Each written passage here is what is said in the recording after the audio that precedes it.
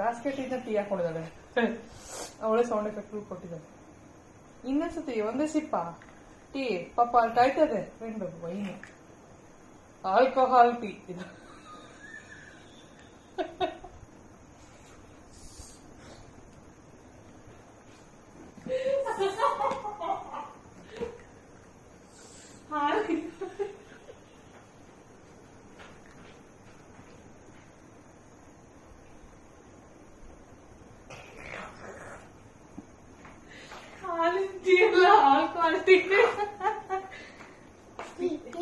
ಬೇಡಮ್ಮ